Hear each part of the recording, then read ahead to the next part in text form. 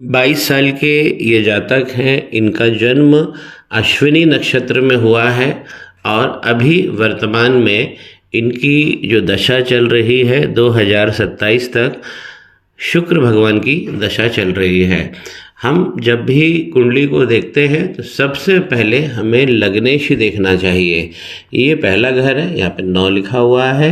धनु लग्न इनका बन रहा है और जुपिटर देखिए जाकर यहाँ बैठे हैं। ये 8वां घर होता है। तो बृहस्पति भगवान का अष्टमेश हो जाना ये कुंडली को बहुत ज़्यादा नेगेटिवली प्रभावित करता है। जुपिटर हो या जुपिटर की जगह कोई भी लग्न हो, अगर वो 8वें घर में जाकर बैठेगा तो कुंडली को बहुत ज़्यादा वीक कर देगा। तो यहाँ पर और जुपिटर है, तो जुपिटर जो कारक कहे गए हैं वो तो यूनिवर्सल प्लैनेट कहे गए हैं और ये कारक होते हैं विवाह के, धन के, विद्या के, संतान के, परिवार के। सब चीज़ यहाँ पे विलंबित होगी क्योंकि अगर लग्न चले गए हैं 8वें घर में तो हमें बहुत केयर करना चाहिए। एक चीज़ यहाँ बहुत बढ़िया हो गई है कि ये जो जुपिटर जाकर बैठे हैं ये अपनी उच्च राशि यानी कर्क राशि में बैठे हुए हैं। जुपिटर यहाँ पर बहुत ज़्यादा वीक है, केवल 5 डिग्री पर है और यहाँ पर अस्त भी हो गए हैं। तो जुपिटर का 8वें में जाना, जो मैंने जिस चीज़ों के ये कारक होते हैं इन्हें यूनिवर्सल प्लैनेट कहा जाता है, तो उन विषयों में कमी आना बिल्कुल निसंदेह पक्का है। यहीं पे आप देख रहे हैं कि 8वें घर में ही मंगल है, तो ये तो मांगलिक हो गए हैं 8वें घर में मंगल, और मंगल यहाँ पे 4 नंबर लेकर बैठे हैं, कर्क राशि के मंगल हैं। मंगल यहाँ पर पूरी तरह नीच के हो गए हैं। 8वें घर के मंगल आपके हर काम बिगाड़ देते हैं और फिर तो ये यहाँ पर नीच के बैठे हुए हैं। तो इसलिए यहाँ पे रेमेडी में बृहस्पति भगवान और मंगल भगवान इन दोनों का उपाय होना ही चाहिए। मंगल और बृहस्पति का जो भी रेमेडी होती है उस रेमेडी से आपके जीवन में काफ़ी संतुलन यहाँ पर बन जाएगा।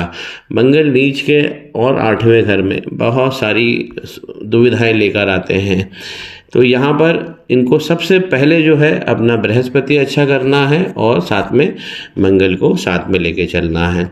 बुधादित्य योग भी इनको लगा हुआ है, तो 8वें घर का बुधादित्य योग ऐसे तो कहा जाता है कि फलदायी नहीं होता है, लेकिन व्यक्ति अगर रिसर्च करता है या शोध करता है, R&D करता है, तो ये बहुत अच्छा फल देता है। सूर्य इनके 14 डिग्री के हैं और यहाँ पर बुध जो है वो 25 डिग्री के हैं। बुध यहाँ पर अस्त हो चुके हैं। 8वें घर के बुध भी बहुत अच्छा भाव देते हैं। डेटा प्रोसेसिंग से रिलेटेड काम या R&D से रिलेटेड काम बहुत सारा इनको मिलेगा। 2 प्लैनेट को यहाँ पे सही करिए, जुपिटर और मंगल। सूर्य के लिए सूर्य 8वें घर अच्छे नहीं होते हैं। आदित्य हृदय स्तोत्रम भी आपको पढ़ना होगा हर रविवार को। अगर हम लग्न चार्ट में अन्यथा देखें तो ये होता है हमारा लाभ, और लाभ का स्वामी शुक्र जाकर इनके भाग्य में बैठा है। तो एक बात तो बहुत पक्की क्लियर हो गई है कि इन तीनों घरों में जब भी एक्सचेंज होता है तो ये 3 घर बहुत अच्छे माने गए हैं। अगर एक का स्वामी दूसरे घर में जाकर बैठता है तो यहाँ पर शुक्र जो है लाभ के स्वामी होकर भाग्य में बैठ गए हैं और 5 नंबर राशि यानी कि सूर्य राशि में बैठे हैं। यहाँ पर जो इनके शुक्र हैं ये भी 28 डिग्री के हो गए हैं। तो बैठे अच्छे हैं, लेकिन हमको यहाँ पे पावर इनको अच्छे देना होगा, तब ये शुक्र बहुत अच्छी हमें वृद्धि देंगे। तो अगर हम प्लेसमेंट के हिसाब से देखें तो इनके शुक्र बहुत बहुत अच्छी जगह बैठे हैं। इस कुंडली के अंदर जब हम धन की बात करते हैं कि भाई धन, तो धन हम इस घर से देखते हैं, दूसरा घर है ये, यहाँ पे 10 लिखा हुआ है, यानी कि ये शनि भगवान का घर हुआ है और शनि भगवान जाकर इनके 7वें घर। अब 7वां घर जो होता है ये हमारा पब्लिक रिलेशन का घर है, पार्टनरशिप का घर है, हमारी पत्नी का घर है। तो धन का स्वामी जब भी यहाँ आके बैठेगा तो ये बहुत अच्छा धन दिलाएगा यूनियन से, पार्टनरशिप से। यहाँ पर जो शनि भगवान है 0 डिग्री पर बैठे हैं, तो रेमेडी में इनको भी लेना चाहिए ताकि हम रेमेडी के द्वारा इनको पावरफुल कर सकें। पत्नी की बात यदि हम कहें तो ये भी पत्नी का घर होता है। शनि अगर बैठ जाते हैं यहाँ पर, तो पत्नी के साथ जब भी संबंध बनेगा या प्रेम का जब भी संबंध बनेगा, उसमें बिछड़ाव या विच्छेद होता रहेगा, फिर संबंध चलता रहेगा, बार बार टूटेगा, बार बार चलेगा। यहाँ पत्नी सांवली मिलती है जब भी शनि भगवान यहाँ पर बैठते हैं। इस घर का स्वामी 3 लिखा है, यानी कि मिथुन राशि बनी और मिथुन राशि का स्वामी बना बुध, जाकर 8वें घर में बैठा है। तो जब भी हमारी पत्नी के घर का स्वामी 8वें घर से संपर्क बनाता है, तब हमें पत्नी किस फील्ड से मिलती है? पत्नी आएगी मेडिकल की तरफ से या मेडिकल सर्विस में होते हुए, या इसी तरह के जैसे पैरामेडिक्स है या केमिकल का काम करने वाले हैं, इन लोगों के सहयोग से हमारी मैरिज हो जाती है। लेकिन पत्नी के लिए यदि अगर मुझसे कहा जाएगा तो मैं कहूँगा कि ये घर बहुत ज़्यादा वीक हो गया है, क्योंकि शनि 0 डिग्री पर बैठे हुए हैं। तो प्रेम में और विवाह में ये भी विलंब विच्छेद होता रहेगा। इस घर का स्वामी जैसे मैंने बताया कि 8वें घर में जाकर बैठा हुआ है, तो ये भी बहुत ज़्यादा असंतुलन हमारे रिलेशनशिप में करता है। रिलेशनशिप चलती है, फिर टूट जाती है, फिर चलती है। इस प्रकार की रिलेशनशिप में जो हमारे परिवार वाले होते हैं, उनका बहुत अच्छा सहयोग होना चाहिए। जब भी कुछ खट्टा मीठा हो रहा है तो उन्हें आके संभालना चाहिए। तो जब इस प्रकार का अरेंजमेंट हमें अपनी कुंडली में दिखता है, तब हमें घर में किसी बड़े से पूछ कर ही काम करना चाहिए, या जो भी हमारी प्लानिंग हो रही है हमें उसको बता के वो काम करना चाहिए। इस कुंडली में सबसे अच्छे तो शुक्र हैं इनके, लेकिन उसे भी रेमेडी में लेना पड़ेगा क्योंकि 28 डिग्री के हो गए हैं। दूसरा, इनकी कुंडली में जो सबसे अच्छी चीज़ है वो राहु और केतु। देखिए, राहु वृषभ राशि में बहुत अच्छा 2 नंबर लेकर बैठे हैं, और केतु यहाँ पे मंगल की राशि में बैठे हैं, बहुत अच्छा भाव देते हैं। तो राहु और केतु इनके बहुत अच्छे हैं। शत्रुहंता योग भी इनको लगा है। इस घर के राहु व्यक्ति को धन देते ही देते हैं, कहीं से भी देंगे, लेकिन देंगे। यहाँ पर जो चंद्रमा है ये 5वें घर में बैठे हुए हैं, केवल 3 डिग्री है इनके पास में, और ये भी मंगल की राशि में है।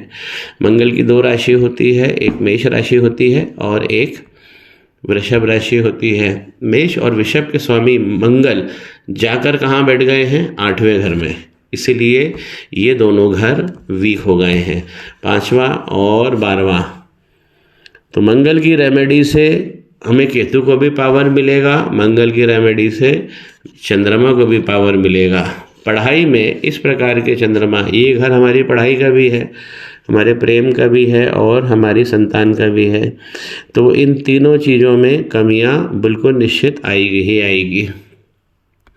इनके अगर हम सुख की बात करें, क्योंकि इनका ये भी सवाल था कि मुझे सुख जीवन में कितना मिलेगा। ये 14 घर होता है, ये सुख का घर है, या 12 लिखा हुआ है।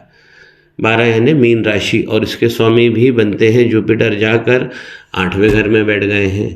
तो इसीलिए घर के सुख में भी ये कमी हमेशा महसूस करेंगे।